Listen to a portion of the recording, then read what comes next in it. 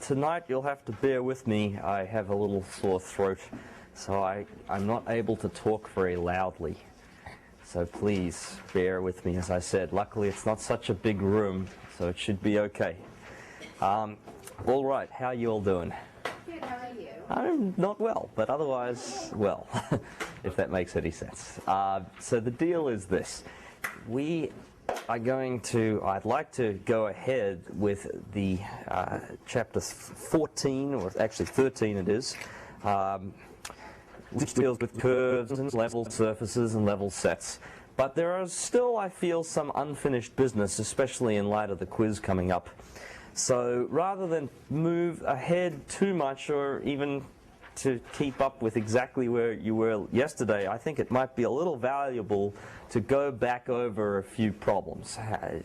So for things like vectors and surfaces and sketching, how does that sound as a plan, at least for the first sort of section of this? A question over here. I have money falling out of my pocket. It is $5. Okay. This is for whoever answers the following question correctly. No, actually, I can't really do that. Thank you for that, though. Thank you for that.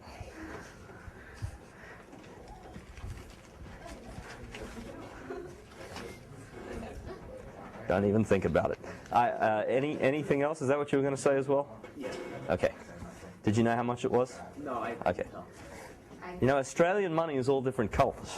Anyway, here is a great problem that comes from a quiz back in fall of 2003.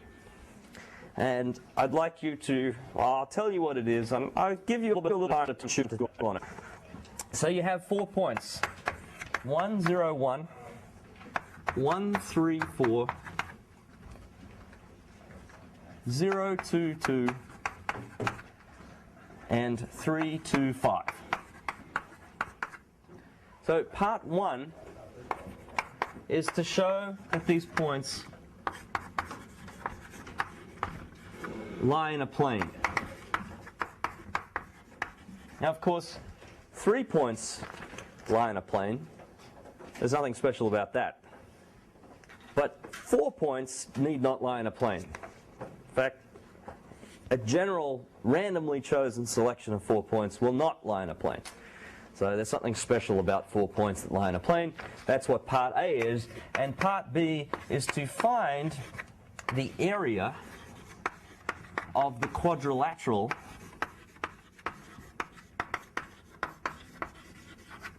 with these points as corners.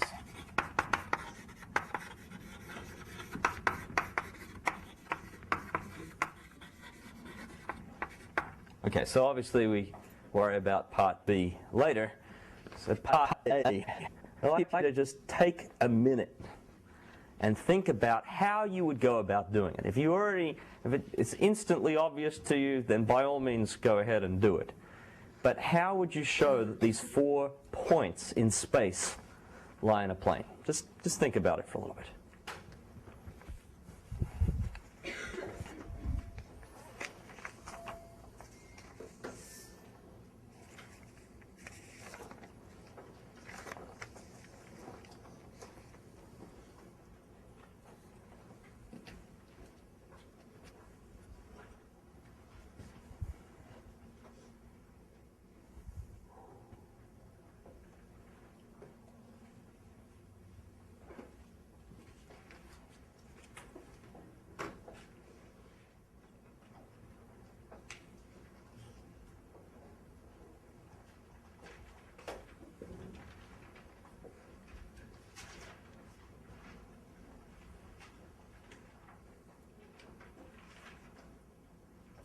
This is riveting if you're watching online, but hopefully you are also thinking about this. And the point is to think how you would go about doing it. So just as a rough show of hands, and there's nothing involved, no shame involved. You don't have to admit anything if you don't want to. But I'm just curious, who thinks they have a good idea of how to approach the problem? All right, it's a reasonable selection. So now, out of the people who do, who would like to volunteer how they think they would like to do it? Okay, go ahead. Maybe you could figure out an equation for the plane of 3 All right, so one way of doing it is indeed to find the equation of a plane through 3 of the points and then see if the 4th one lies on that plane. Okay, who also had that idea of how to do it? All right, did anyone have a different method of doing it? Okay, what is your method? Find 3 vectors from one point to the rest of the 3. Yes? Show that they're it's wrong. No, you're on exactly... Yeah, show that between every 2 vectors the perpendicular has the same slope. All right. That could definitely work, but rather than repeat it, I want to know, did anyone have any idea of finding the vectors and doing something with them? Yes?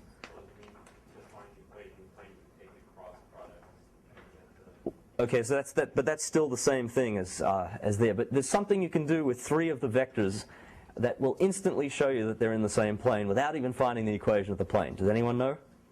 Yes? The dot product. It's close to a dot product, but that's only with 2 vectors. What can you do with 3 vectors? Triple box product. Right, so the triple box product finds the volume of the parallelepiped spanned by 3 vectors. But if they're in the same plane, then what's that volume going to be? 0, because the thing is all squished down. So the only way the volume could be 0 is either if they're in the same plane or if 2 of the vectors are sort of on top of each other. But if 2 of the vectors are on top of each other, then they're in the same plane anyway. So basically, the snazzy way, and all the other ways that were suggested are fine too. But the snazzy, quick way is to find those 3 vectors. So we got to pick one of these as a base.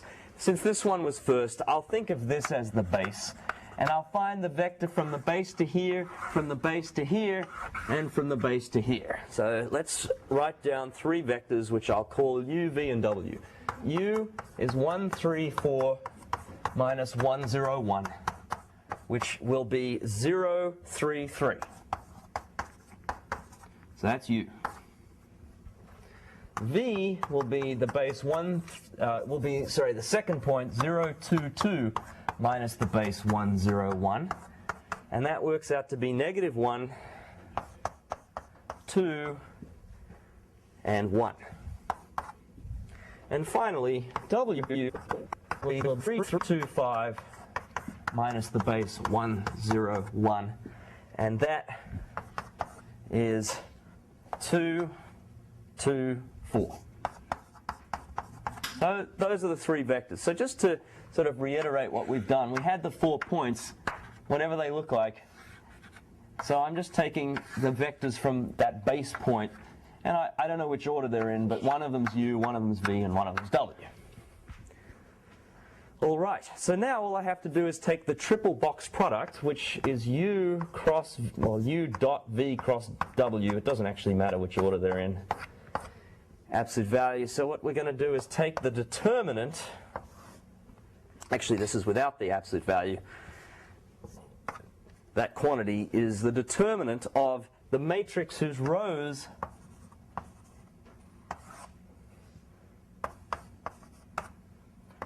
are these vectors here. So I just copy them there. Now, just to contrast this with a regular cross product, if it was just the cross product, then the top row is ijk, and what you end up with is a vector. The cross product is the vector. But here's the dot product of 2 vectors, one of which is a cross product. And so, of course, the answer has to be a number. So you should not be surprised to see no vector type of stuff in here. The answer of this is a number, which is fine because we're looking for a volume, and we're hoping that volume is 0. Okay, so we are blessed in a way with the 0 here because it means the first term is gone. 0 times whatever that subdeterminant is. So the next one will be minus, because the middle one gets a minus, 3 times the determinant of this submatrix here as a 2 by 2. So it's minus 3 times minus 4 minus 2 plus 3 times this subdeterminant, which is minus 1 times 2 is minus 2, minus 2 times 2 is minus 4. And so you get negative 3 times negative 6 is 18, plus 3 times minus 6 is minus 18, and you get 0. So the justification is that the parallelepiped, what is it? Lepiped, that letter I think is an E, but spanned by U, V, and W has 0 volume. So U, V, W lie in the same plane, or in a plane. So that is quicker than finding the equation of the plane and seeing that the other vector is in it, but not that much quicker. So I totally pay the other method. It's just that's kind of snazzier. Any questions about part A of this? All right, so how are we going to do part B?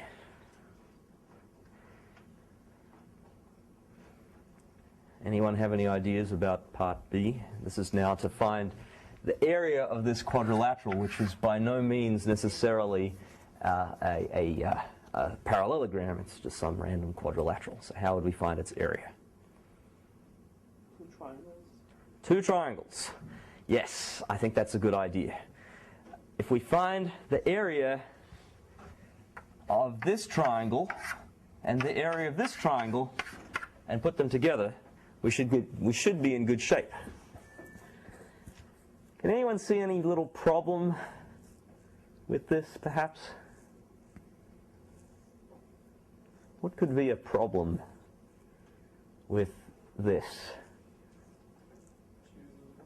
Yeah, see, what if actually it looks like this? What if this is U, this is V, and this is W, and we find the UV area is this, and the VW area is this, and we just try to add them together? That's not going to be correct. So somehow we have to arrange the vectors in the correct order. This is a hard question. This is probably about as hard as these sorts of things get. So does anyone have any idea as to how to arrange the U, V, and W so that they're going around? I don't know which one is which. I mean, here they are in space. Maybe you could do it visually, 0, 3, 3, minus 1, 2, 1. But there's a way you can actually just really settle it. Do you know? Taking the cross product gives you the area. Okay, so taking the cross product will give you the area. It's true. But it also gives you something else. So first of all, we're going to need the area. So I agree that taking the cross product will get you the area. So how do you find the area of a triangle spanned by 2 vectors U and V, first of all? Someone? Half of the length of the cross product. So we're going to need U cross V. Remember, that is a vector whose length is equal to the area of the parallelogram.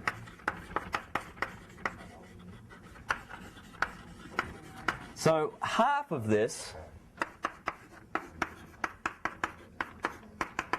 is the area of the triangle, which is what we're looking for. But there's a little thing more that you learn from the cross product, which is what? It's not just the magnitude, but the direction tells you something. Well, it's not the angle. It gives you the normal, but it tells you whether it's out of the board or into the board. In this case, if I use the right-hand rule, U, V, W, the normal will be out of the board. Whereas if it was actually this way, the normal would be into the board. So now I ask again, how can you tell what order the vectors are in by using their various cross products?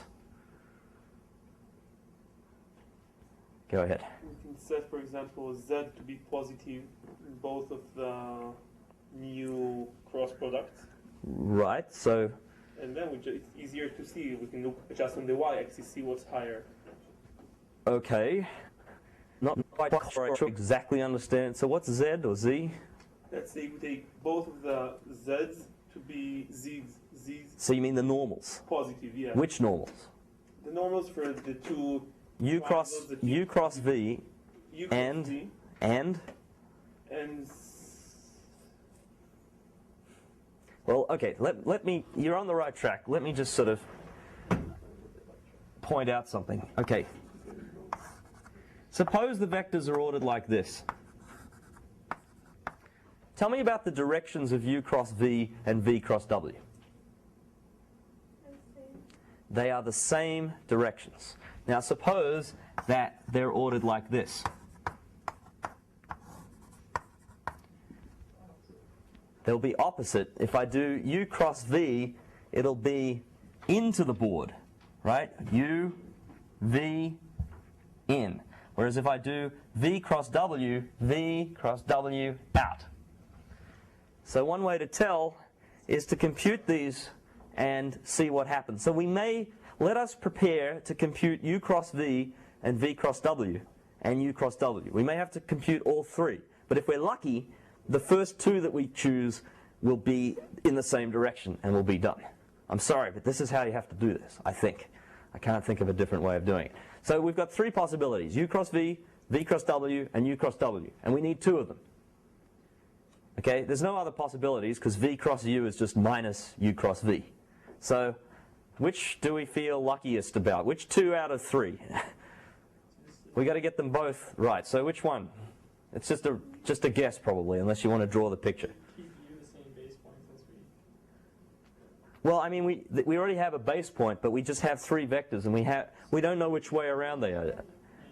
So shall we just try u cross v and v cross w, or does someone feel like u cross w? I don't know, maybe someone's already drawn a picture and got a better intuition for it. Let's just compute what u cross v is. What the hey? So u cross v is I, j, k, 0, 3, 3, minus 1, 2, 1. Determinant of that. So I'm going to be a little quicker about it. 3 minus 6.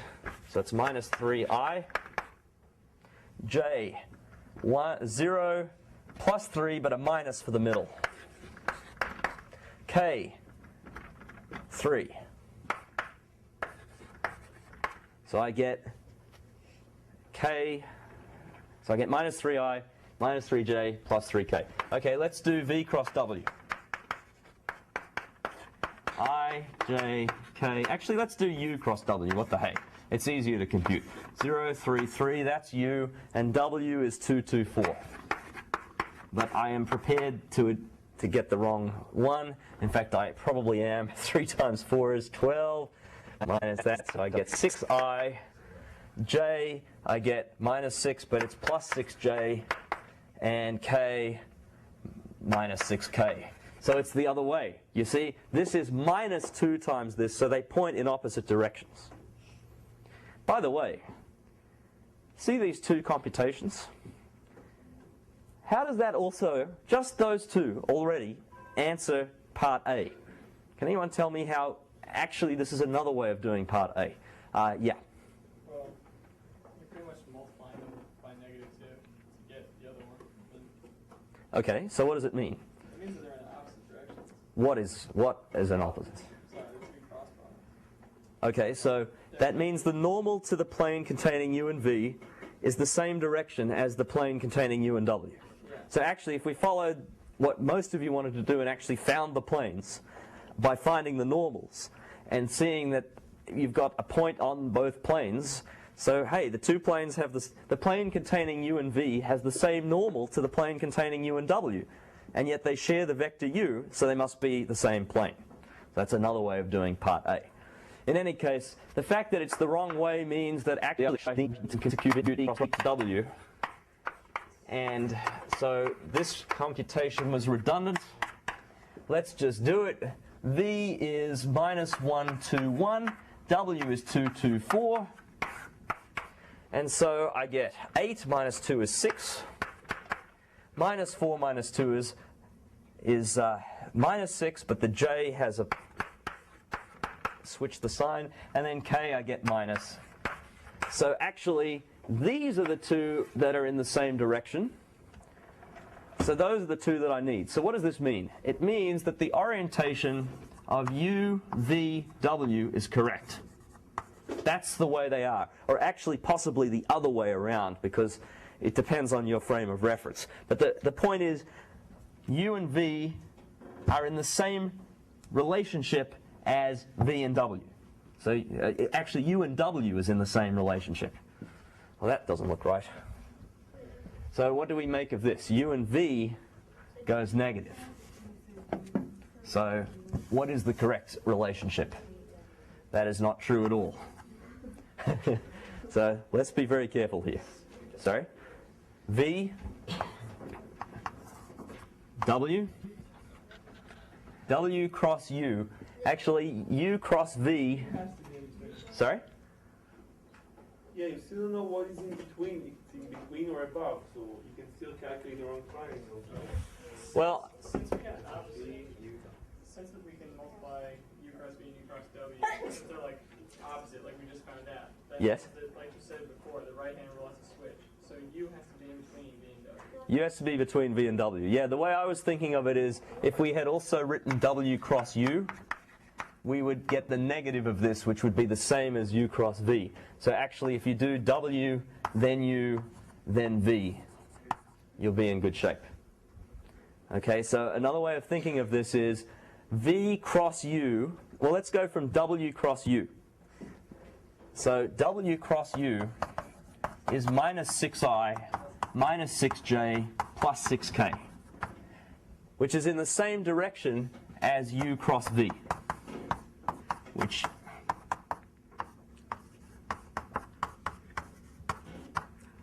so I claim if we go from W to U, we have the same direction normal vector as U to V.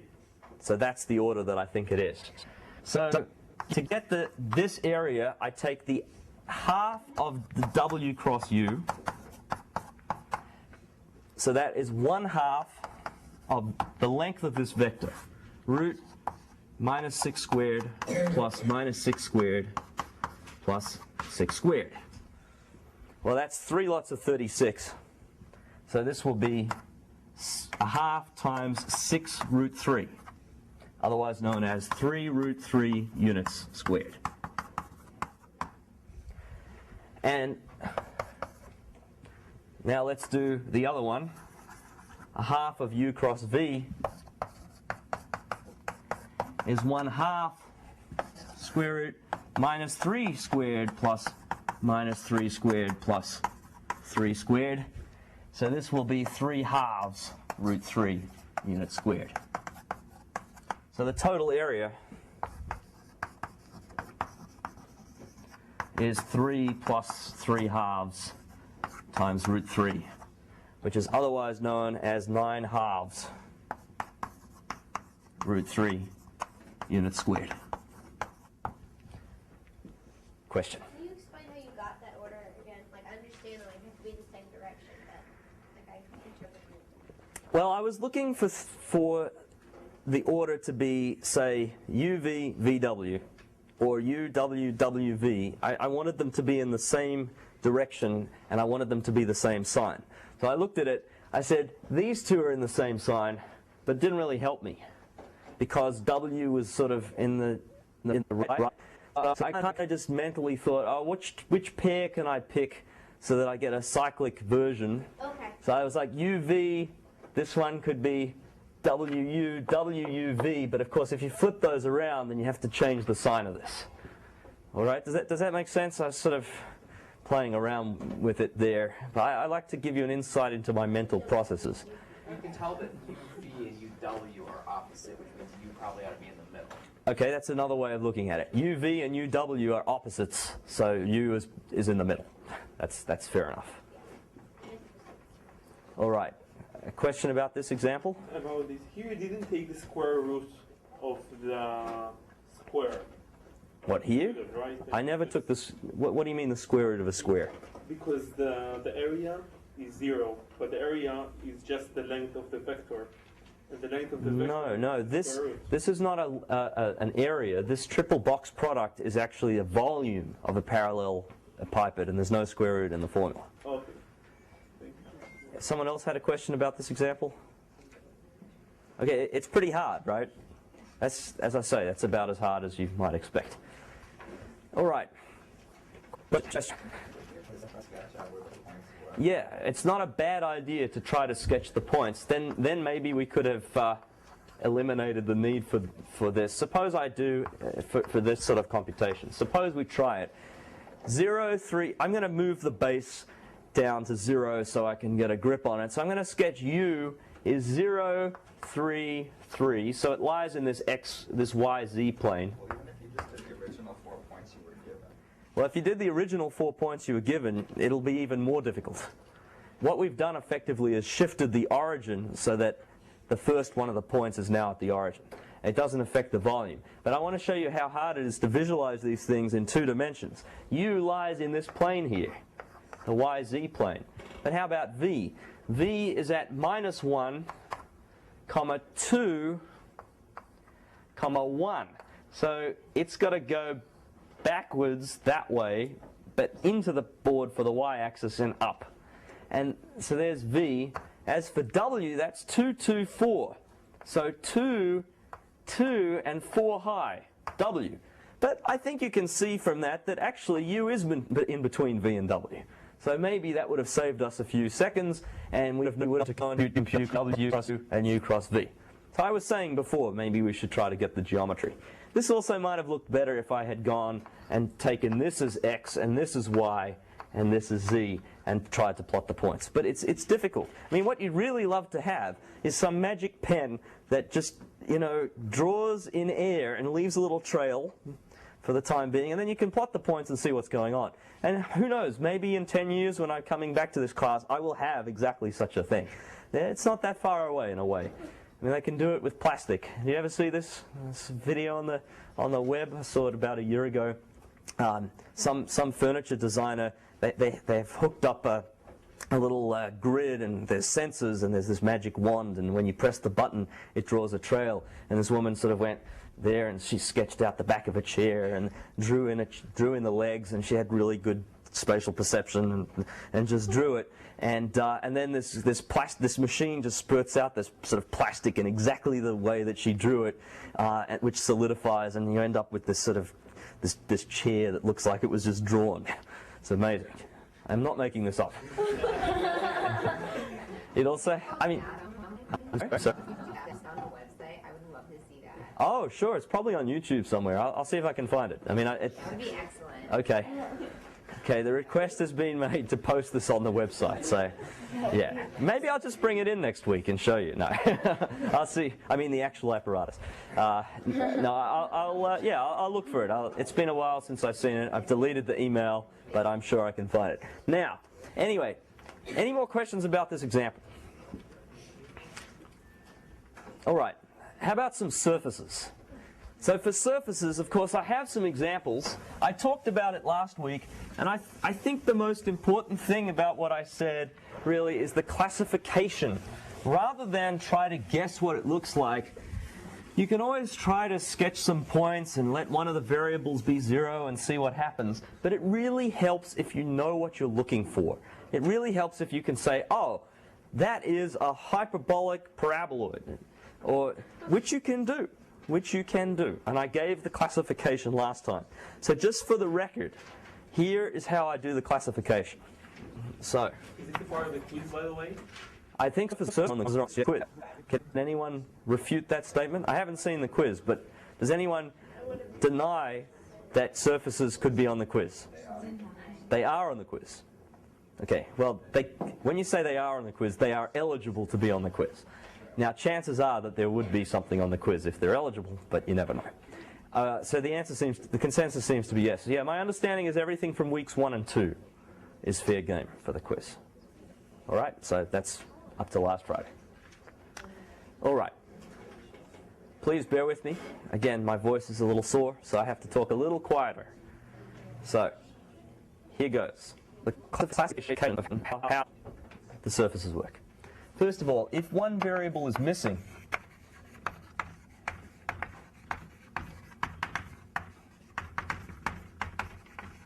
it's a cylinder. And it doesn't have to be a cylinder in the regular sense. It could be an elliptical or a hyperbolic or any curve just copied. I mean, if I take that curve, a cylinder in it is like a sheet just copied all in one direction. And the direction it's copied in is the direction of the variable that's missing. So cylinder along the missing variable.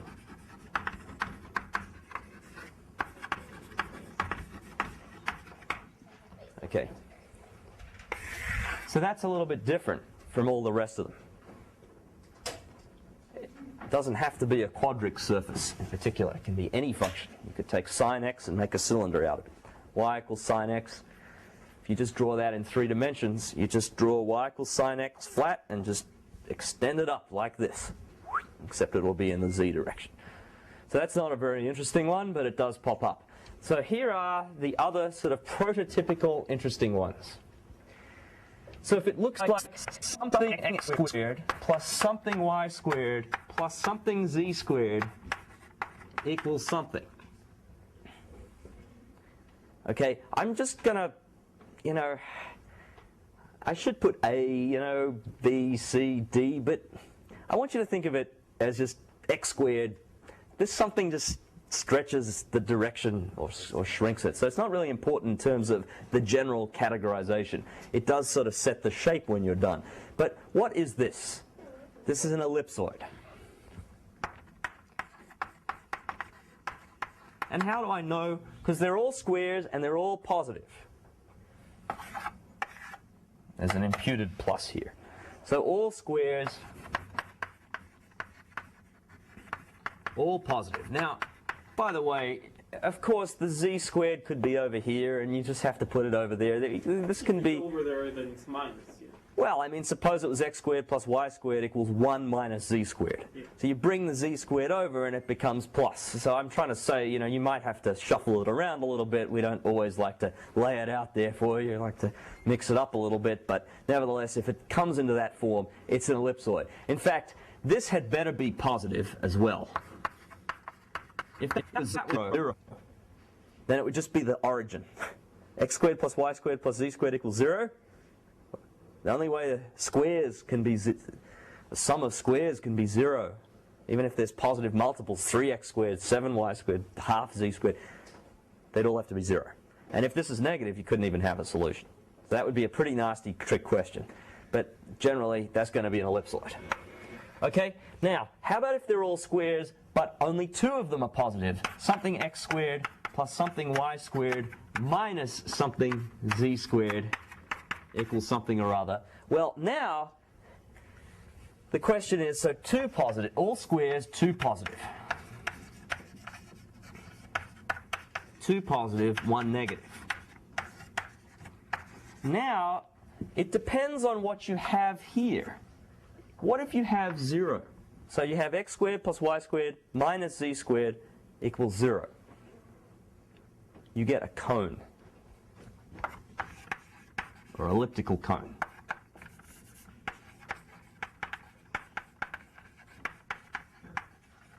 If it's positive, you get the hyperboloid of one sheet.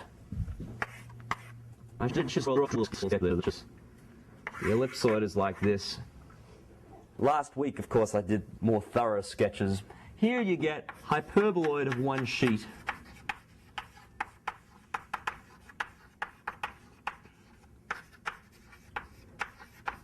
Which was sort of like this. So it's like a funnel, but it doesn't quite get to the point. It gets thinner, but then it gets fatter again. Whereas if it's negative, you get a hyperboloid of 2 sheets. Which is like an infinite bowl and another infinite bowl that's mirror image to it. And the lines around the bowl, which are level sets, as it turns out, although we haven't gotten up to that yet, in these review sessions at least, are ellipses. And the lines here are ellipses, and the curves, well, I say lines, I mean curves here. These are all supposed to be ellipses. Circles are also ellipses. They're just balanced. All right, question. Are hyperboloids all? Hyperboloids aren't really cones, but this cone is a sort of degenerate hyperboloid in a way. So a cone is, well, this particular cone, an elliptical cone, it's what you get when you are in between this case and this case. somehow there's one specific shape in the middle. It's neither one sheet or two sheets. It's sort of two sheets that are joined at a point to make one. So the cone is a hyperbola in a way. All right, any other questions so far? Now, what if two are negative and one is positive? Flip it around. You can always ensure that two are positive and one is negative. Okay, minus x squared minus y squared plus z squared equals 1. Just multiply the equation by minus 1. If all three are negative, then you can turn them all into positive and hope that you get an ellipsoid. So these are really the only two cases where they're all squares. All right? However, there's also the possibility that one of them is not squared, like x squared plus y squared minus z equals 0.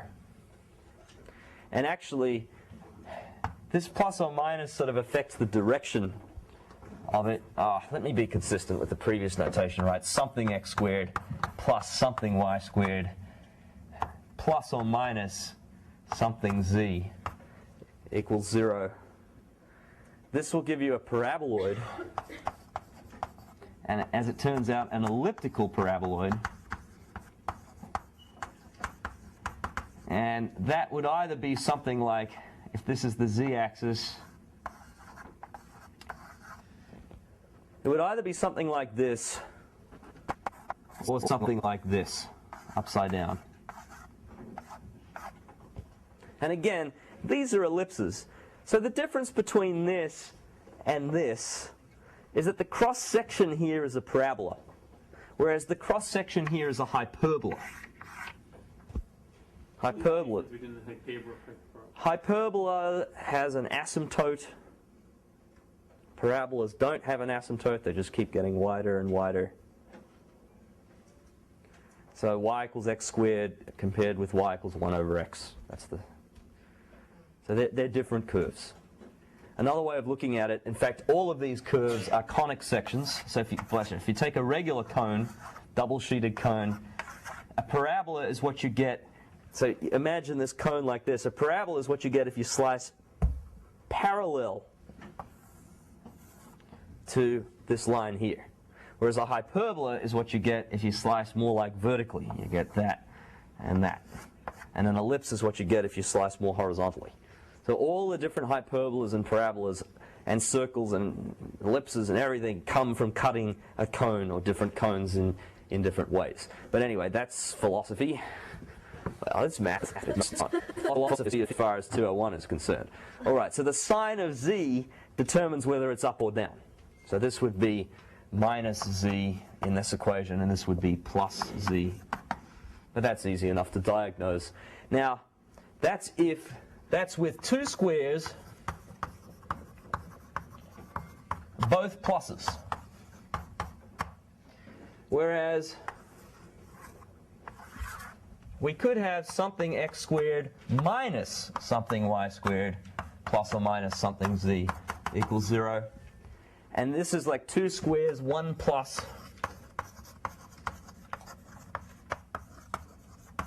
And one minus. And when I say two squares, the point is x squared and y squared, but z is not a square. It's a linear. So only two squares, both plus.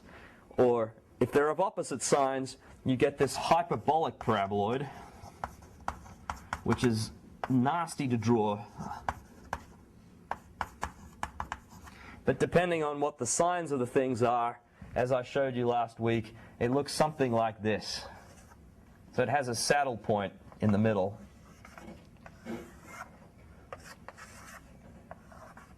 Here one is where the minus and the other is for the plus. That's right. So you get a saddle point here at the origin. So the axes cut through this.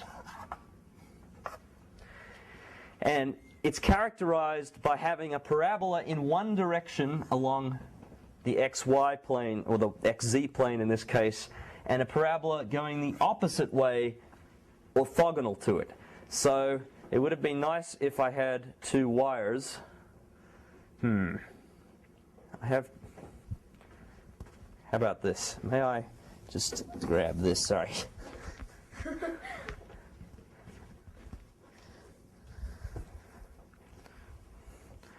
All right. Ta-da! Isn't that beautiful?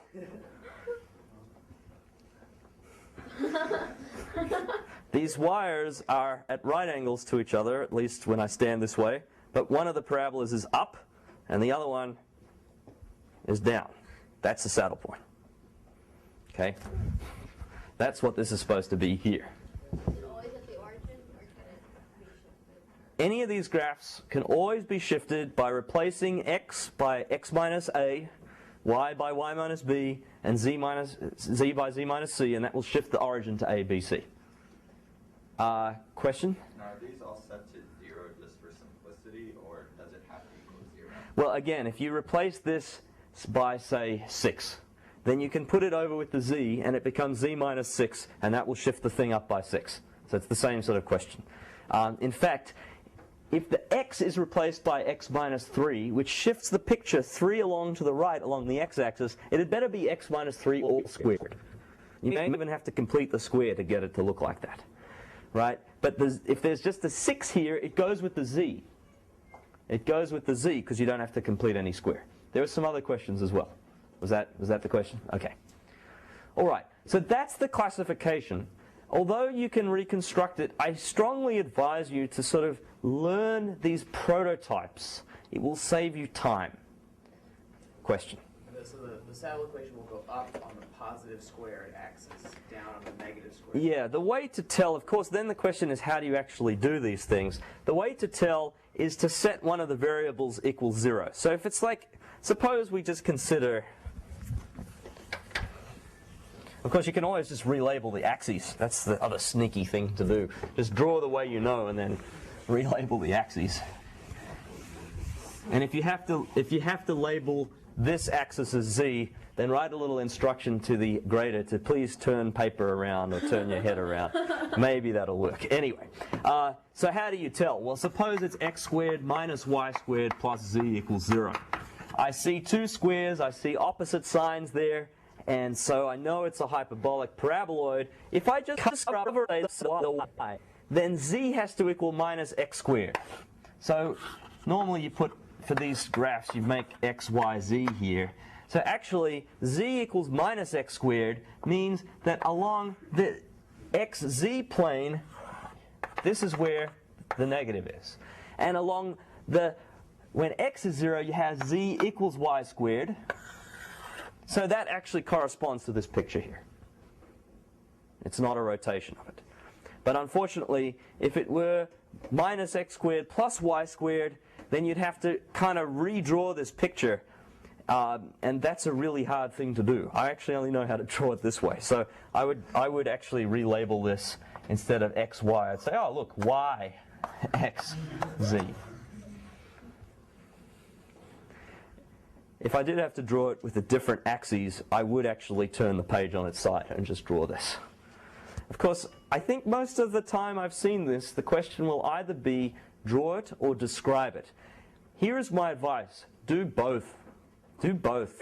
And if you think the picture is lame and you can't do a better job in the time allotted, right, I know the picture is lame, but here's what it is. It's an ellipsoid that has, you get the idea.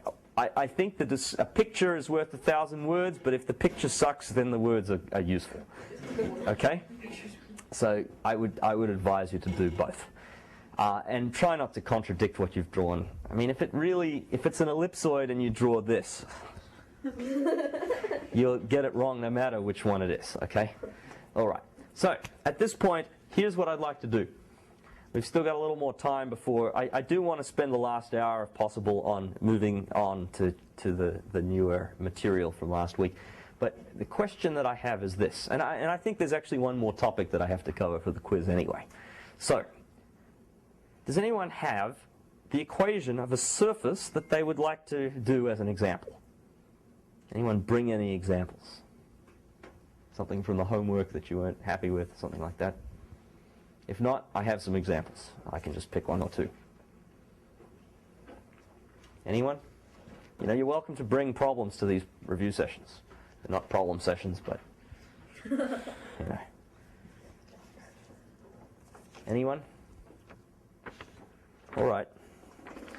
Well, anyone have a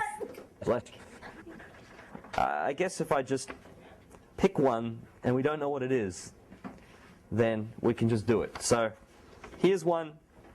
Well, I'll tell you what, there are 5 that were on the spring 2003 final. I don't know how that happens, but apparently that's what they had. So here are the 5. X squared plus y squared minus 3z squared equals 5. 2 is the same, except minus 5. 3 was x minus 2y squared minus 4z squared equals 0. 4 was x squared minus 2y squared minus 4z squared equals 0. And finally, the 5th one is x squared plus y squared plus z squared equals 2x plus 2y plus 2z. All right? Well, the question was in surfaces. So, you know, even if you're going to do it in words, then you still need to describe the things properly. And it's not so easy. So, shall we just do all 5 of them? Yeah. Okay, it won't take too long. According to my classification, without even thinking about it, the first one, 2 squares, it's in standard form, in fact. You didn't even have to rearrange it. It should be a hyperboloid of 1 sheet. So you could write hyperboloid of 1 sheet, but I don't think that's the full credit, if you just wrote that. See, the thing is, you haven't taken into account the 3, so it's actually compressed by a factor of 1 over root 3 in the z direction. Okay, so we also discussed this. If you replace x squared, if instead of x squared you have, say, 4x squared, think of that as 2x all squared. And so wherever you had x before, you now have 2x. So that means that the picture is squashed by a factor of 2. What was 1 before is now a half, because a half times 2 is 1. So multiplying by a squared has the effect of compressing by a. Question? So you have to divide by 5 first if you're comparing it to. Ah, that's the other point. Maybe there's a 5 on the right, and so maybe we should divide by 5 first. The way I would really like to approach the problem that doesn't even involve division by 5 is just to work out where the intercepts are, and then I think that everything would be in the correct perspective then. So if I'm going to just draw this, here's the y, here's the z, here's the x. Where are the intercepts? Let's just say it. Well, I know I'm supposed to get a hyperboloid of 1 sheet, so it looks something like this. And it shouldn't have any z-intercepts.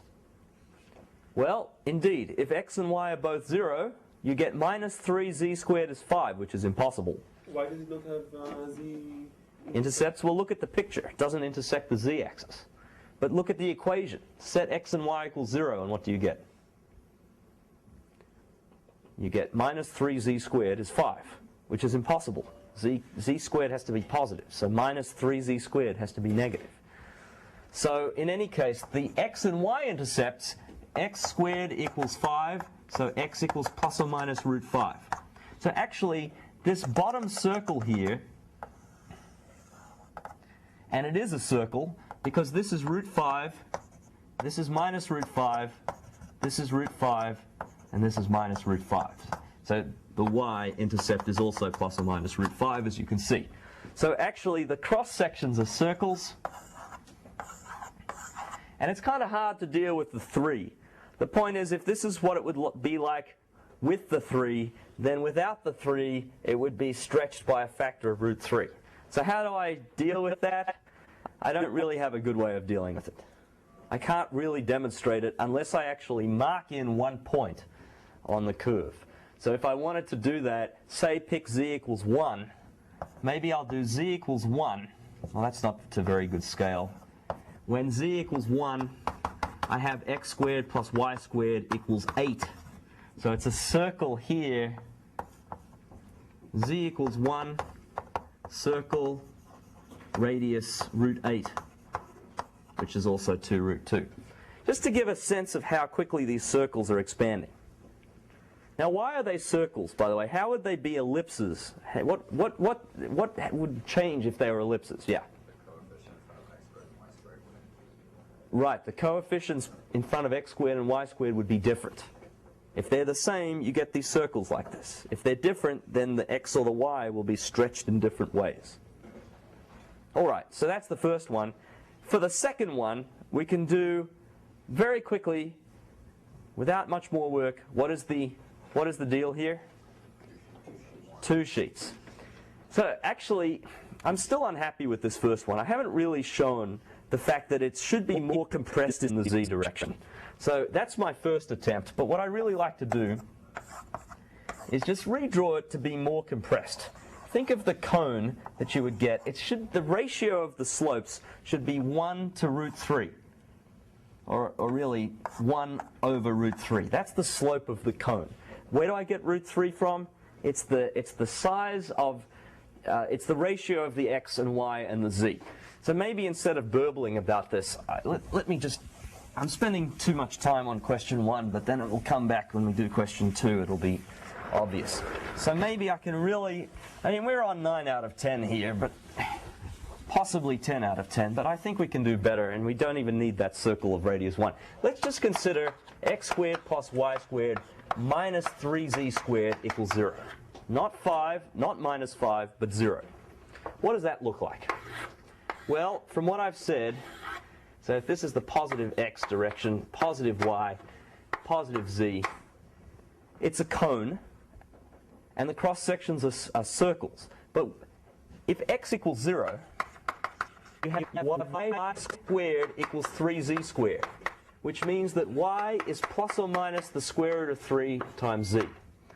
So we've got to draw the line if z equals plus or minus 1 over root 3 y.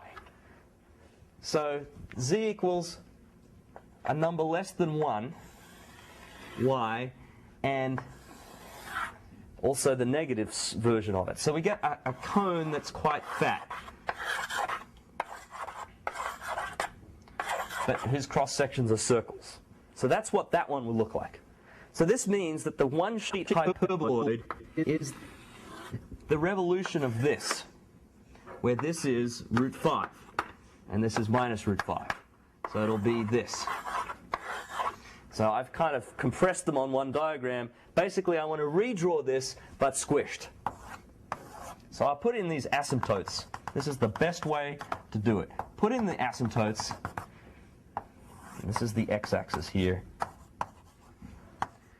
And these asymptotes have slope 1 over root 3 and minus 1 over root 3. And then the hyperboloid we're looking for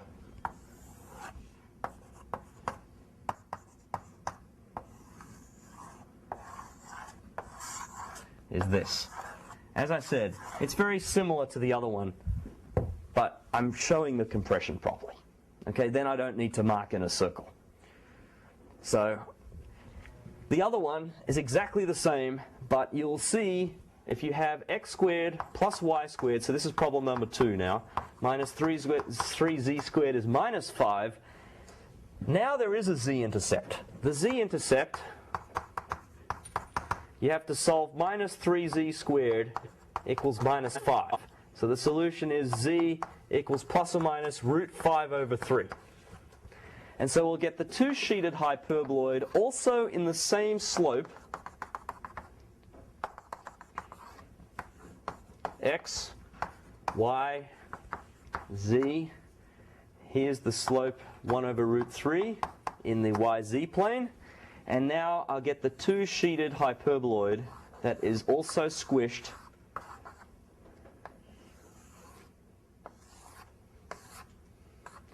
and the intercept here is root 5 over 3, and that's minus root 5 over 3. So a hyperboloid of 2 sheets, hyperboloid of 1 sheet, they're both asymptotic to the cone of slope 1 over root 3, circular cone.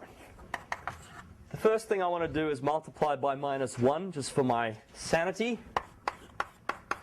Now there are 2 squares They are two squares. They are of the same sign. And so I've rubbed out the classification, but what do we think it is? A paraboloid. Whenever there's one linear term without any square with it, it's a paraboloid. But you've got to decide whether it's not a paraboloid or one of the icky paraboloids, as in the saddle point one. So which one is this? It's one of the nice ones. So it's an elliptical paraboloid. That's what it's going to be. So we already know elliptical paraboloid. Okay, do you all see how I came up with that classification? This, no square. It's a paraboloid. Y squared plus z squared, same sign, elliptical. Different signs would be hyperbolic, hence the wires around each other. Okay, so now we just have to make sure we draw it correctly. Here's the y, here's the z, here is the x. So cover up the z and look at what the xy equation should be. So if z equals 0, I get x equals 2y squared. So that's a parabola in y with positive x. So it's actually along here. This is x equals 2y squared. Whereas if you cover up, if you let y equals 0, you get x equals 4z squared. So actually, it's even steeper in that direction. So the cross sections are going to be ellipses, which are a little, they're fatter in the y direction than they are in the z direction. Okay, it's again a pretty lame drawing, but I think I can just redraw it and do better. Now that I know it's a paraboloid, that should be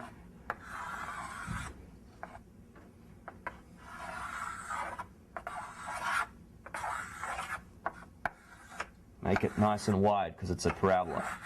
Parabolas just keep getting wider. So, elliptic paraboloid, well,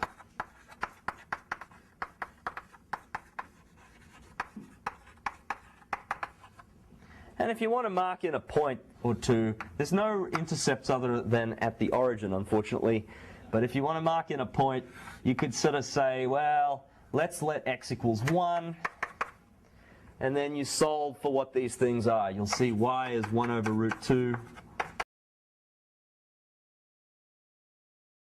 It's a half.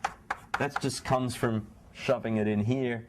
So you could actually put in the points here. 1 goes to y is 1 over root 2. Whereas the z height here, this is at x equals 1. The z height is just 1/2. And 1 over root 2 is bigger than 1/2. Okay? Any questions about that example? All right, well, we better go on to problem 4, which is x squared minus 2y squared minus 4z squared equals 0. Well, 2 minus 1 plus, I guess I can rewrite it as x minus x squared plus 2y squared plus 4z squared equals 0. 3 squares, sure, but not all pluses, so it's a hyperboloid of some sort. Because there's a 0 here, it's a cone. Okay, so it's very similar to the previous one. We just need to make sure we get the directions and the dimensions right. So first of all, the direction is going to be, which way is it going to open up? Along the x-axis, bless you, because the x is a different sign. So it's got to look like this somehow. Again, let z equals 0 and work in the xy plane. And you'll see that x squared equals 2y squared. So this is when z equals 0. So x is plus or minus root 2y. So if I draw that, it's actually steeper. Here's x, here's y, and I get these lines here. Whereas if y equals 0, then x is plus or minus 2z by taking square roots. So it's actually steeper even in that direction. So xz. So basically the cross sections are going to be ellipses like this.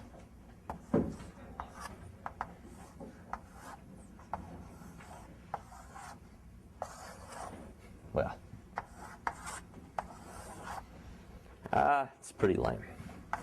So redrawing that would be good, but I'll leave that as an exercise to you. You see how the ellipses work? This time they're a little bit fatter in this direction than they are in that direction. And it's all because of the interplay. See, 2 and 4. Actually, here is 2 and 4 as well. So, what am I saying? Exactly. Am I getting this the wrong way around?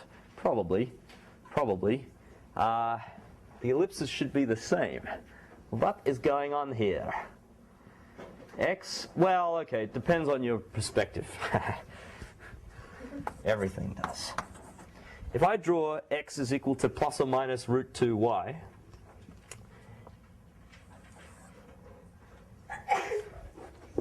bless you, then the slope is not as steep.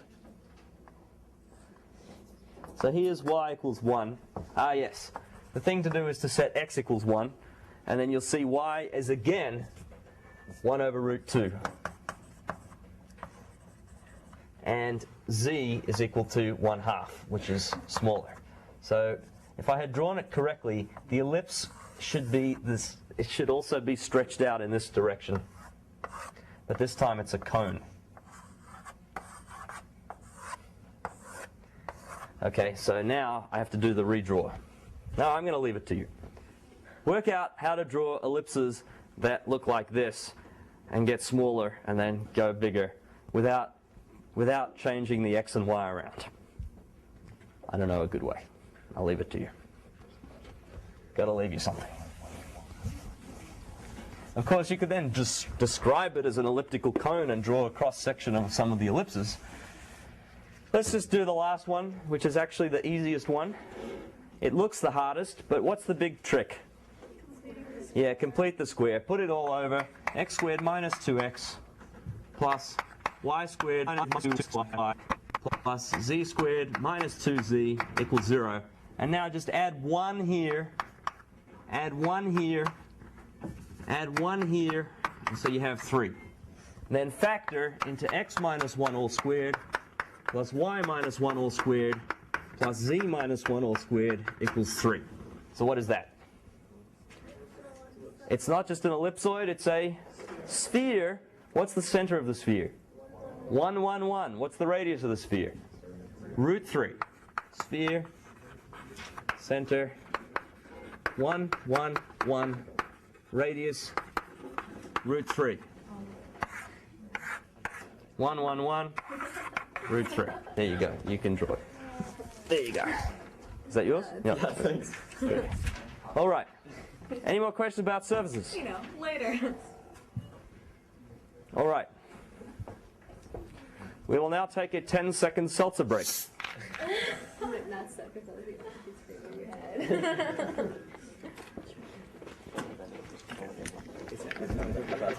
head. Sorry?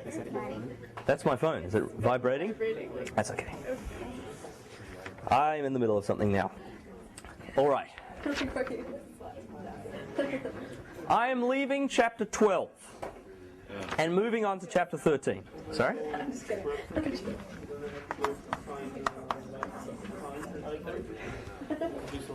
It was only a 10-second break.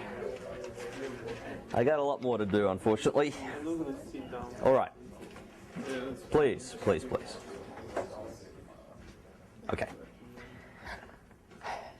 Chapter 12 was all about replacing the number line and functions on a number line with, or quadratic and linear functions, with now vectors in three-dimensional space. So chapter 13 exploits a sort of different thing that three-dimensional space has. See, a function of two variables, when you plot it in 3 dimensions, becomes a surface. So surfaces are the analog of graphs. However, in 3 dimensions, you can also have a curve, which you don't really have the analog of in 2 dimensions. It would just be a point. So we got to do something a little bit different. 3 dimensions, curves. So there are a lot of sections in chapter 13, but we're only looking at 2 of them, sort of the elementary stuff. All right, so that's what I want to talk about for the rest of today.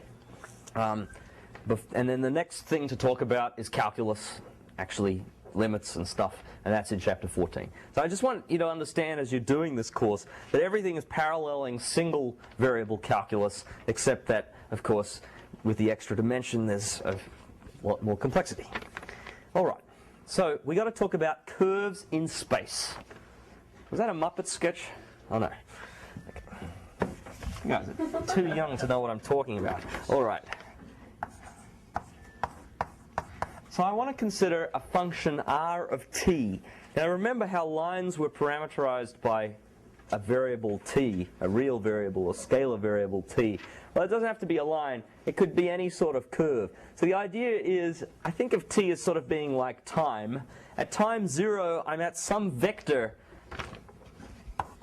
So I think of this as x of t, or I guess the book writes f of t, g of t, h of t. So I have 3 functions of t in the different coordinates. So at time t equals 0, you just plug in 0 into each of these functions and see what you get, and you get some point in space. It's actually a vector, but we're thinking of an origin to that point, so that's where the particle is.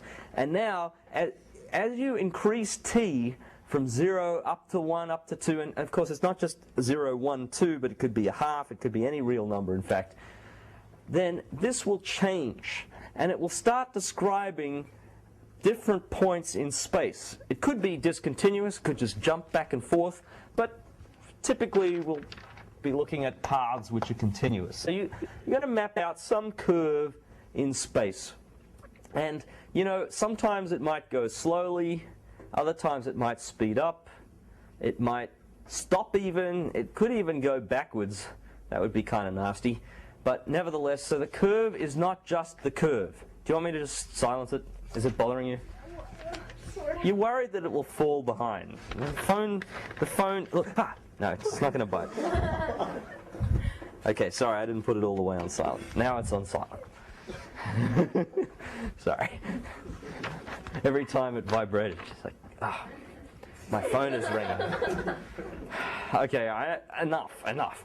Look, back to curves in space. Now, the classic example is cosine t, sine t, t.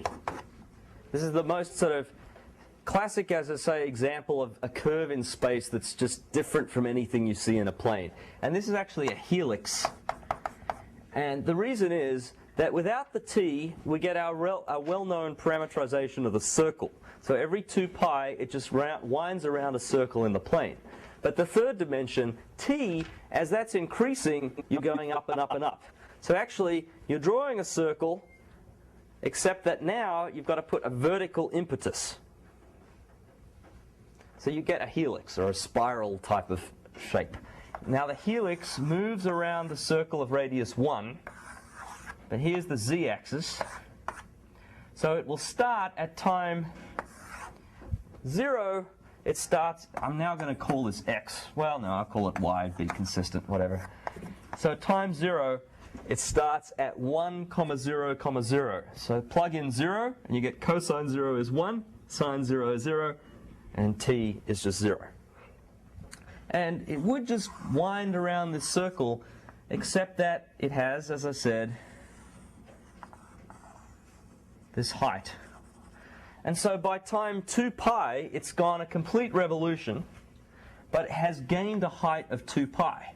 So this is z equals 2 pi. So the way it's done here is that every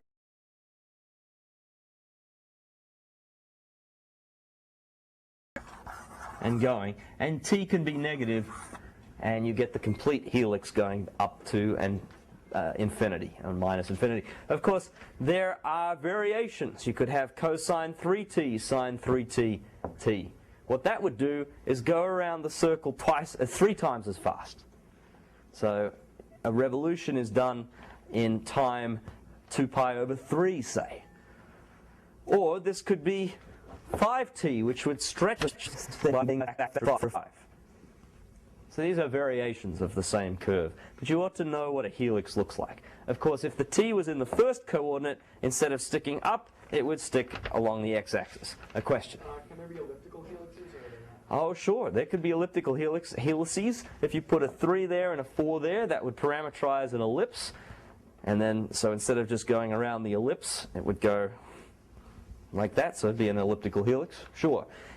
If I change the t to t cubed or something, it would also be a helix-like object. But see, t cubed means the z starts off going fairly slowly until you get to 1, and then it gets quicker and quicker, right? I mean, t cubed, slow, and then up. So the helix, if this was t cubed, the helix would be tightly bunched around the beginning, but then it would, well, it's all supposed to be on the same cylinder, but it would get wider and wider. The gaps would get wider and wider. So, of course, this is not the only type of curve, but it is a kind of cool first example to see, because it's purely three-dimensional.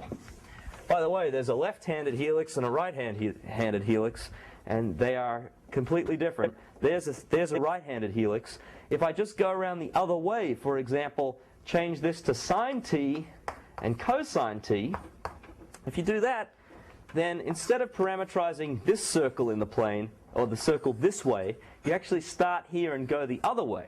So that means that you'll get actually an opposite direction helix. The same effect would be if you took this but put a minus t. And this is of interest even in biology.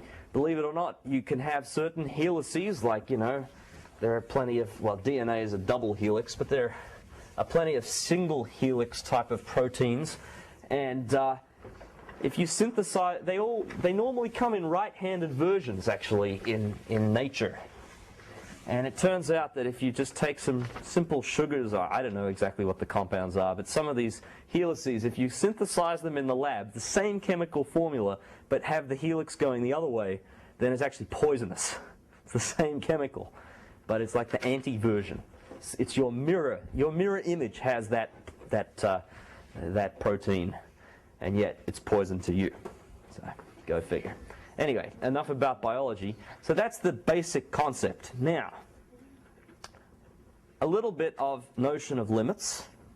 We need to understand, at least in principle, we're going to do some more stuff in practice. We need to have at least a theoretical idea of what it means to say the limit as t goes to, say, t0 of r of t is L. So, again, section 14 is a more computational version of this, 14.1. But for the moment, I just want to sort of get a picture of what's going on with this curve in space. I have some curve and it's wandering out in space. Of course, I can't draw it like that, so I draw it like this. And then somehow I want it to approach some vector in space, L, which is a vector. So here's 0, here's r at different times, and here's my limiting vector L. And I want to say that when t, the time, gets very close to t0, maybe left-sided or right-sided, I'm thinking of the past and the future, but when the time is very close to this specific time, midnight, whatever, 3 seconds, 7 seconds, whatever t0 is here, I want r to be very close to L. Now, actually, r could mysteriously jump to some other point here. This could be r of t0, but that doesn't affect the limit. Remember the one variable case? If you just remove this point and stick it anywhere else, or even make it undefined, then the limit is still this height. Right? Remember that from single variable calculus? The value of the function at the limit point doesn't matter. The same thing happens here. It doesn't matter what r of t0 is. It only matters what happens for times near t0, t0. You want then to be very close to L. So this means that when t is very close to t0, t0, r of t will be close to L. How close? In fact, arbitrarily close. It doesn't just get close, it gets as close as you like. So if you want R of t to be really, really close to L still, then you just must insist that t is very, very close to t0. There's a subtle difference just between what I wrote and what I said. So, in fact, as close as you like. So it's the same definition as it was before, except that what do I mean when two vectors are very close? How do I specify when two vectors R of t and L are very close? How would you do that? Someone give me a vague stab in the dark. Magnitude of what? And direction of what? Of what? Which vector? We've got two vectors. Here's R, here's L. How do you know if they're close? Take the... No, don't even need anything that fancy. Take the difference between them. So consider R of t minus L. So if I want R of t to be very close to L, the distance is going to be here. The difference, rather, is going to be here. So what do I actually need to do with that vector now? What's more important of it, the magnitude or the direction? Magnitude. The magnitude. So I want this. This measures how close. The length of this vector measures how close R of t is to L. And I want that to be small. So the formal definition then, and I know in Math 103 and 104, or possibly the equivalents in AP versions, we don't really do epsilons and deltas very deeply. Some of you might have seen it, but because this is a second level course, 201, we're supposed to talk a little bit about epsilons and deltas. I doubt, though, that many problems, if any, would actually require them, although it's possible on a quiz you might see it. This is in the gray area that I'm not sure of. I haven't seen the quiz, I don't set the quiz, and the best thing is to ask your instructor, hey, could we be tested ever on epsilons and deltas? Does anyone actually ask that yet? Does anyone know what I'm talking about? Okay, let me show you epsilons and deltas, and then you can ask whether you would actually be examined on them. Here's what I'm going to insist. If you want R of t minus L to be very small, and I think of epsilon as a very small, tiny number, for some small number, but it's not 0. If you want this to be true, then you just have to choose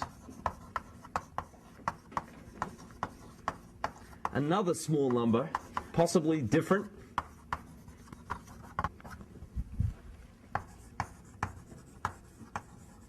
delta, another Greek letter. So epsilon and delta are both small numbers. So if you want this to be true for some particular small, so let me say some particular small number epsilon, which you just choose, pick out of the air, then you just have to choose another delta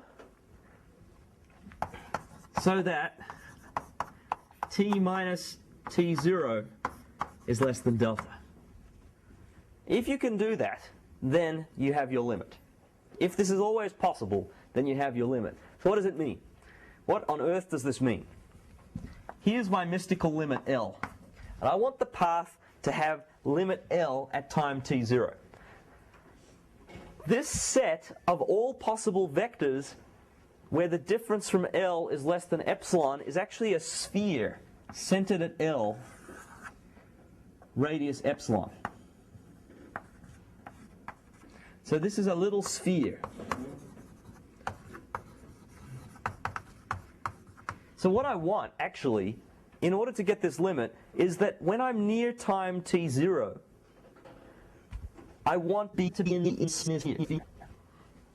So basically, I need to narrow down my focus. I need to throw away most of the time. Here's the magic time t0. I need to take a few seconds or milliseconds before and a few milliseconds afterwards, and I want the curve to be always within those few milliseconds. So ignore, ignore, ignore, ignore, ignore. Start the clock. Bring the curve is in here. I don't actually care what happens at the midnight stroke, but just before midnight and just after midnight, the curve has to be in that bubble. And so this says for times t minus t0, this is actually the same thing as saying that t is less than midnight plus a little bit, but greater than midnight minus a little bit. So delta is the few milliseconds. Okay, so think of it this way. You pick your little sphere. I'm just repeating myself. Ignore the times up until a certain time just before the time you're interested in, and then start looking at it, and then go through the magic time a little bit further, and then stop.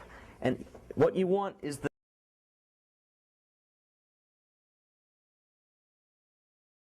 how small the bubble is. Then you have your limit. It's all very well to do it for one bubble, but what if the situation for your one bubble looks like this? Then, when you pick a smaller bubble, it's not in there at all. So it has to be true for no matter how small the bubble is. Now, if the bubble is smaller, then maybe instead of milliseconds, you have to look at microseconds. You know, you have to really home in on it. That's okay. The delta that you chose can, for one particular epsilon, doesn't have to apply for every epsilon. Well, look, if you don't understand that, I don't think it's such a big deal. As I said, it may be that this never gets examined, but at this level you're supposed to have at least some idea of what I'm talking about. Who has no idea of what I'm talking about, honestly? That's okay. That's okay. These things are by no means easy to grasp on the first viewing. What I suggest is that you email me, have a think about it, try to draw some sketches of it. There's some examples in the book.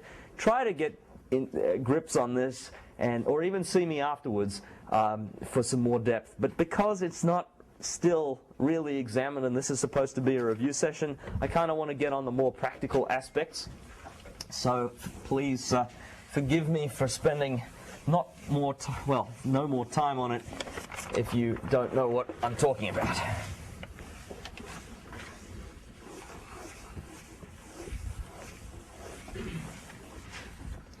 All right. Anyway, here is something that is quite important. From limits, I have the concept of continuity. And continuity means that there isn't a hole there at the limit. Instead, if there is a limit, then the value at that time is exactly where you would expect. It's in that hole. However, what we're really interested in is differentiation. So let's get very practical and say, suppose we have a curve in space, r of t, which is given by these three functions for each of the coordinates. What is the derivative of the curve? Well, what I'd like to do is write down dr dt. So maybe it's best to write it like this. dr dt of t.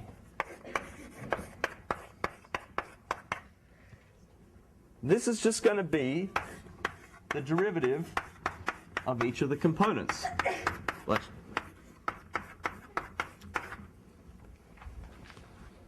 Okay, well that's a definition. In fact, the proper way to define it is, so the formal way of defining it, just for yokes, and just because it might come up, is we want the limit as h goes to 0 of r of t plus h minus r of t divided by h. It's the same formula as it is regularly, but this is now the difference between two vectors. And this is really the scalar 1 over h times the vector. So you have to interpret this as the scalar multiple of a difference between two vectors, but it works out to be exactly this, which is beautiful. It's beautiful. There's a proof in the textbook, and it's not very difficult. You just separate into the I, J, K components. So the question is, we can now easily calculate this, but what does it mean? What does it mean? Well, it has a beautiful geometric meaning. Here is some curve that I'm thinking of in space. It also works in 2 dimensions, but think of this as coming in and out. So at each time, t, I know where we are. R of t, here's my origin. R of t is that vector. At a little bit time later, here is R of t plus h. The difference vector looks like this. R of t plus h minus R of t. So this is the difference, delta R. And of course, when I divide by h, it gets smaller. Actually, depends how big h is. When h is really tiny, it actually gets bigger, because 1 over a small number is big. So if you have a limit, then this point moves closer and closer and closer, and this vector gets smaller but gets stretched out and stretched out. And so, without much further ado, I present the correct interpretation of the derivative. Here is R of t. That's you. Then this is d dt of R t, otherwise known as maybe R prime of t. It is a tangent vector. It is a tangent vector to the curve.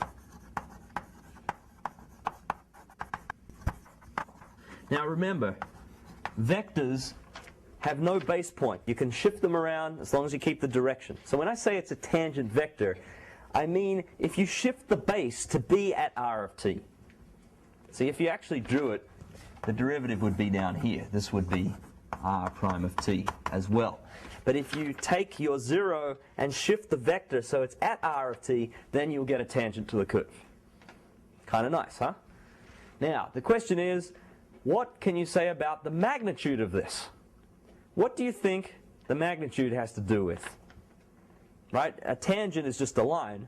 So how long is this vector? Well, it depends how fast you're going. Right. If you're going like this, it'll be a longer vector than if you're going like this. And actually, if you just stop here for a little while and go on, it will be 0. So it doesn't show you which direction the tangent is there. How about, though, the direction as to whether it's this way or this way? What does that mean? Anyone tell me? Someone else? Which way you're going? Yeah, I mean, if you're going this way as opposed to going this way, as time increases, then you get a direction. So it's not just a tangent to the curve, it is a velocity vector. So actually, v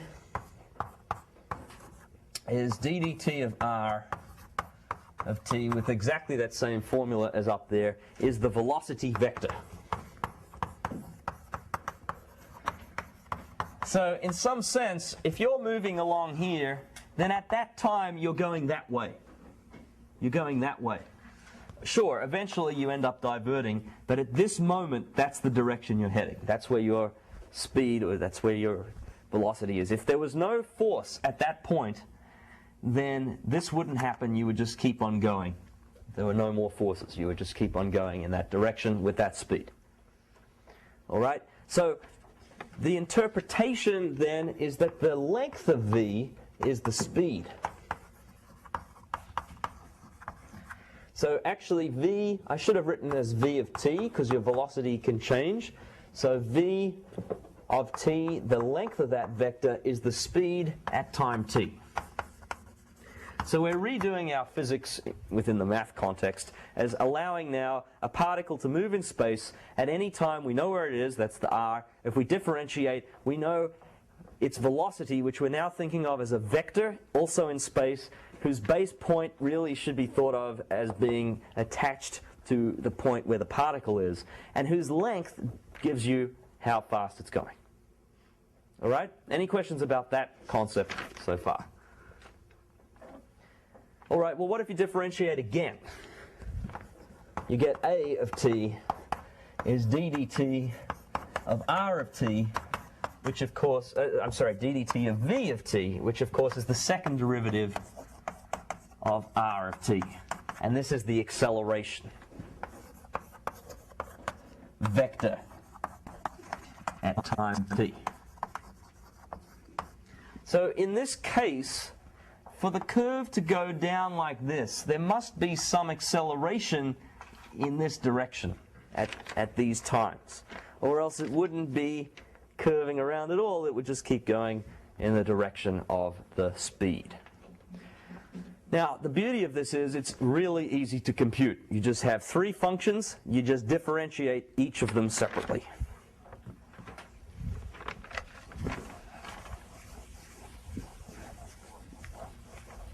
So I think as an example, maybe I can pick something from a previous quiz.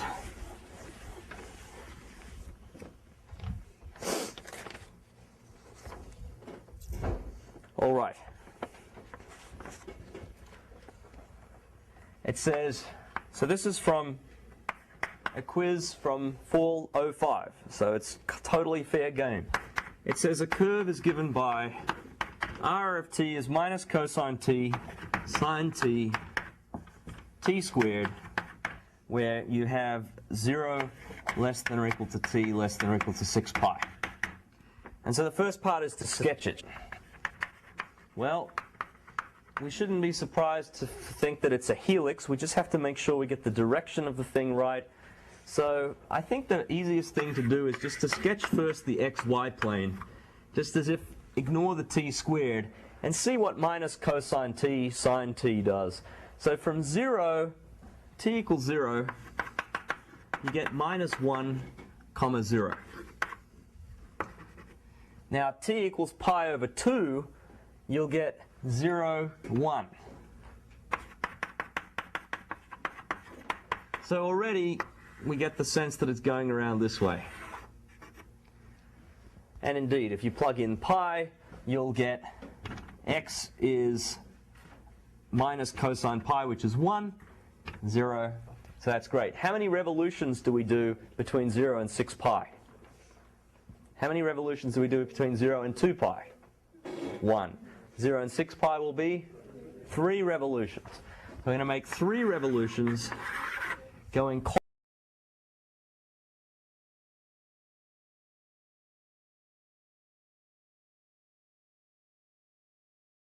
This is positive and this is negative.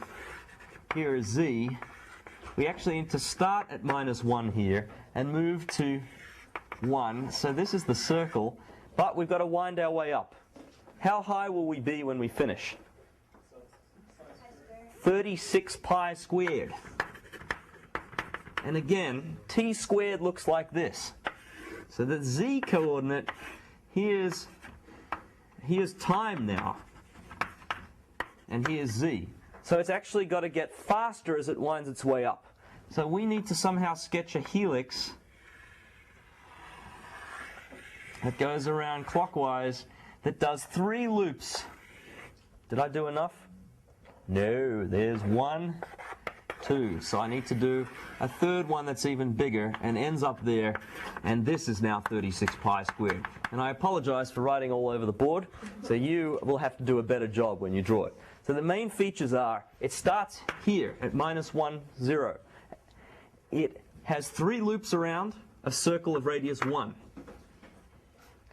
And the loops get more spaced as it's going on. That's what I'd like to see if I were grading. I would probably also like to see that it wasn't on top of the other writing, but you know, that's only for bonus points. All right, any questions about that sketch? All right. So now, part 2, compute the velocity and acceleration at time t. Well, I have r of t, I just recopy, minus cosine t, sine t, t squared. So v of t is r prime of t. Just differentiate minus cosine to get sine plus sine. Derivative of sine is cosine. Derivative of t squared is 2t. And the acceleration vector is the derivative of this. So this will be cosine t minus sine t, comma 2. Jolly good. Now, my question is, part 3, is the particle speeding up or slowing down?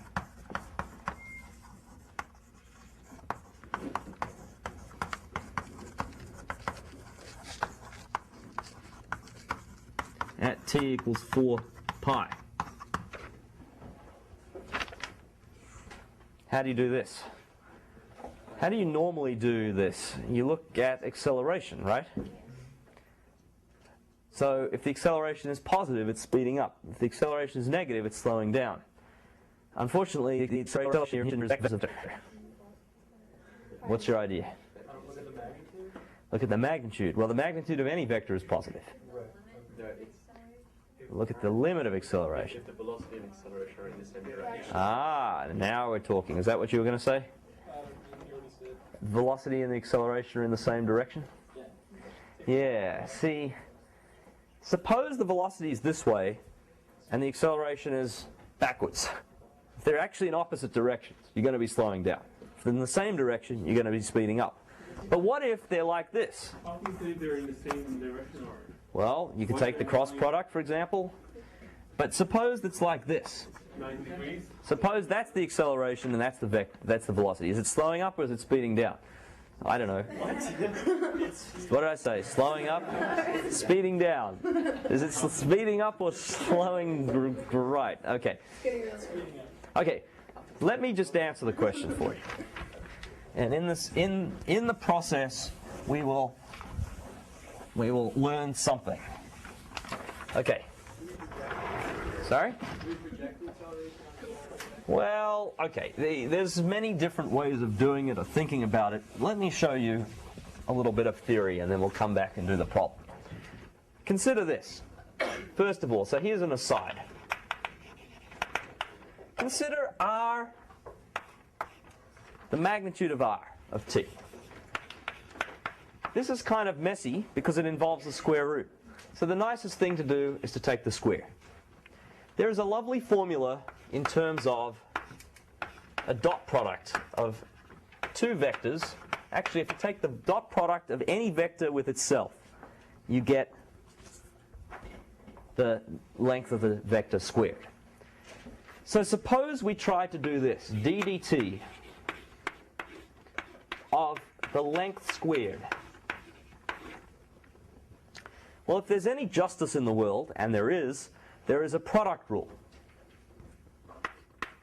which says that you get the first one dot the derivative of the second one plus the derivative of the first one dot the second one. d uv equals v du dx plus u dv dx. That's exactly this formula, but in terms of dot products. So maybe I need an aside from the aside.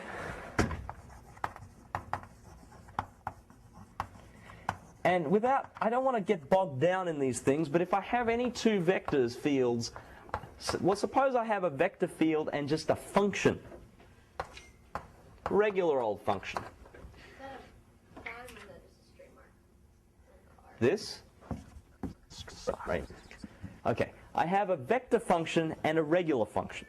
So I can form a new function, f of t times r of t. It's a pretty bizarre object, but at time t, I get a vector, and this is a scalar. So this is a scalar times a vector. So what do you think the derivative of this is? Well, product rule works. You get the regular derivative as a number times the vector r, plus the function times the derivative vector r. So everything you think should work, works. So this is for a scalar times a vector. That's one type of, remember last week I said there are three types of multiplication? I called this mult1, number one. Here's another type of multiplication. Suppose we now have two vector functions, as in curves. Well, the derivative of their dot product r of t dot s of t is exactly what you'd hope it would be. R prime of t dot s of t plus r of t dot s prime of t, where all of these primes are exactly what we've just done. You just differentiate all the coordinates. And finally, the derivative of the cross product also has the correct product rule. You just have to make sure you always put r first. You've got to get the order right in this case. So here, you need r of prime of t cross s of t plus r of t cross s prime of t. You can't put the r, you've got to put the r first. So those are the three product rules for vectors and scalar functions, and vectors, in this case, interacting together. And so I'm using the middle one of these formulas here. So away from the aside of the aside, unless there are any questions about those product rules. These are all the product rules. You know, since you know the regular product rule, it's almost, don't even learn them. Just do what comes natural, as long as you know the product rule. And everything will be fine. So, okay, we get this. Now, let's go back to here and notice that the dot product doesn't care which way around it is. So this is 2 r of t dot r prime of t. So this is true in general, that the derivative of the length squared is twice the vector times its velocity vector. So another way of looking at it is this. Now what if you instead apply to the velocity vector the length of the velocity vector squared? Well, now you'll get 2v of t dot a of t. Right? Because I get actually, well, let's do it in two steps. It's 2v dot v prime times 2. So it's the velocity vector dot its acceleration vector. All right. So what are we saying here? What are we saying? Well, the speed has to be positive.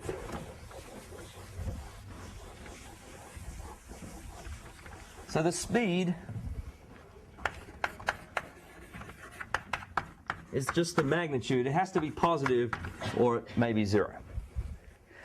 Why does the speed have to be positive? Because it's the length of a vector. The length of a vector has to be positive or 0. Okay? So the speed is just a magnitude. However, the velocity, as we've seen, is a vector. Now, how do you tell whether something's speeding up or slowing down in terms of absolute speed? You just see whether the speed is increasing. So the question is v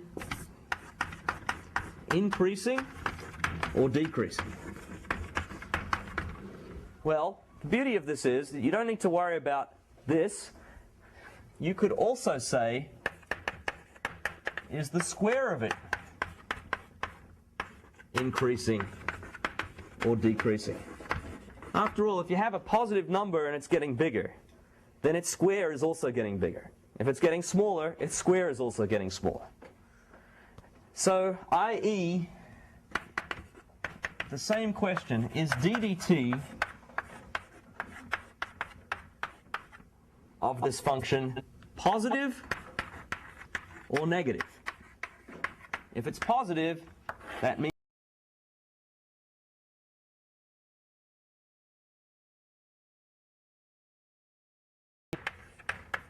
is 2v of t dot a of t. And the 2 doesn't even matter because it doesn't affect it. So is v of t dot a of t positive or negative? That will tell you whether you're speeding up or slowing down. Okay? Your question? Yeah, we're just differentiating the absolute value as well. You're differentiating not the absolute value, but the length squared. Right. So then, how do we not have length involved in? How how would we do the So the question is, how is it possible that when you differentiate the length squared, you don't get a length? Yeah. And the answer is that you can also think of a length squared as a dot product. So how is it that I can write length of v squared as v dot v? That doesn't have a length in it. It just works. Lengths and dot products are very much related to each other. The dot product is basically the difference between squares of lengths. It's one way we defined it. All right, so basically then, it's exactly what I was saying. V dot A tells you this. Here's V, I'm going this way. A, I'm tending this way. If V dot A is positive, that means the angle made between V and A is acute. And that means that we're accelerating maybe in a different direction, but still a lot of the acceleration is in the same direction as V. The projection will be along the direction of V. And so this will be speeding up. A dot V is positive. Whereas if the dot product is negative, that means the angle between them is obtuse. It's bigger than 90 degrees. And that means that the component of the acceleration in the direction of the velocity is actually negative. The projection is in the opposite direction of V, is another way of saying it. So A dot V less than 0, slowing down in absolute speed. Slowing up, slowing down, speeding up.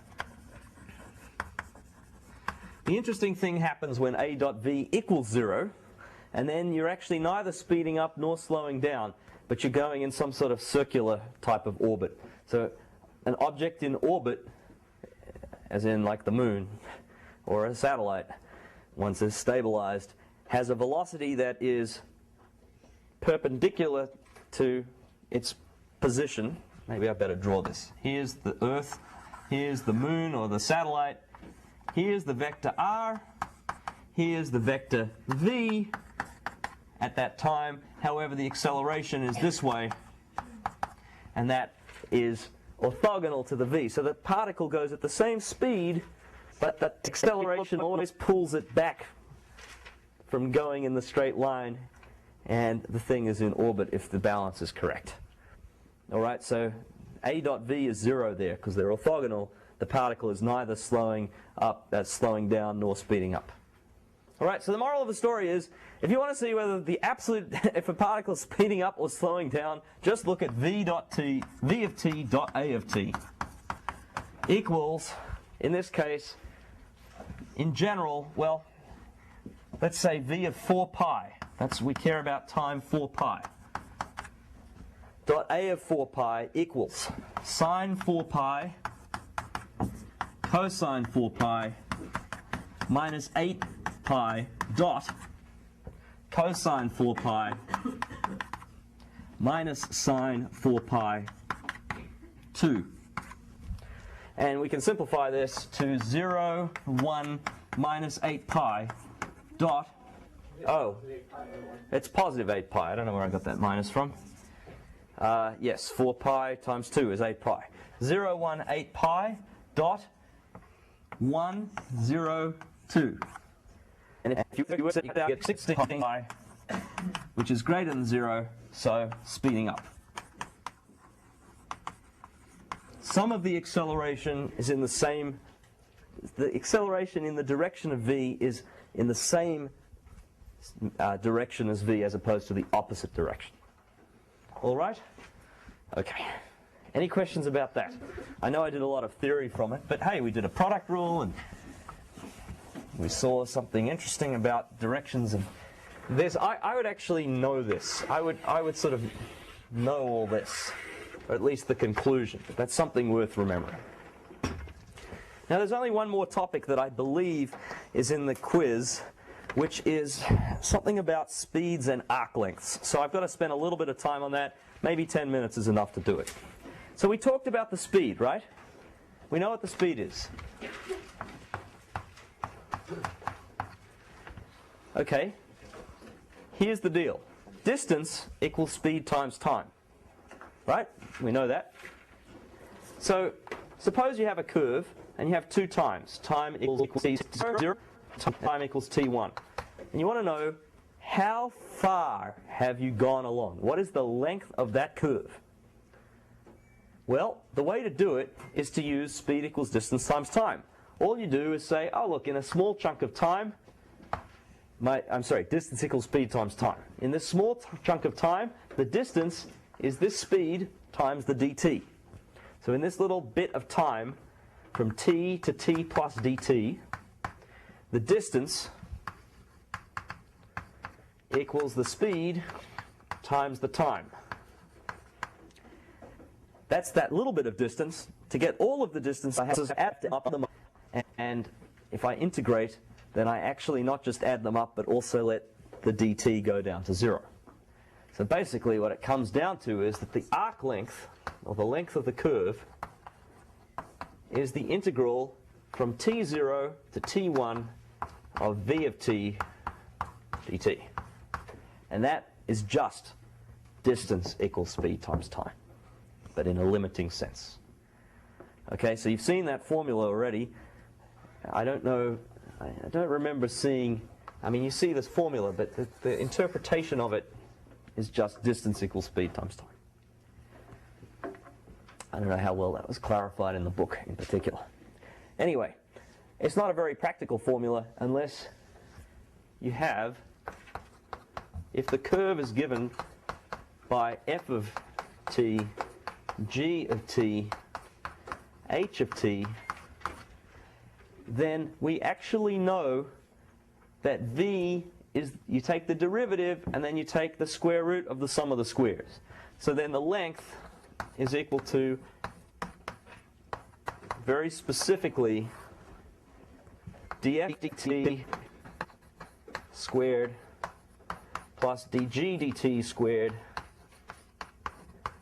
plus dh dt squared dt. Again, that formula is just that. And this is the one that makes sense. As in, that's just the natural formula.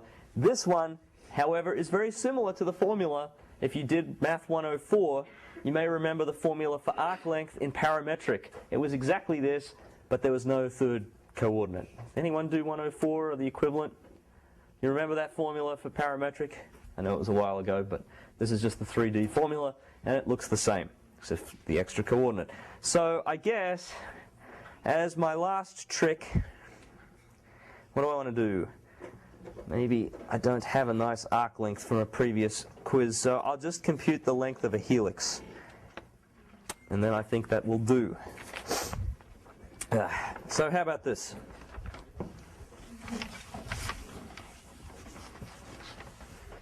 Find the length of the helix for cosine t, 4 sine t, 3t, where t goes from 0 to pi over 2. Well, you can use either formula. I actually like the first formula best. So I'll call this r of t.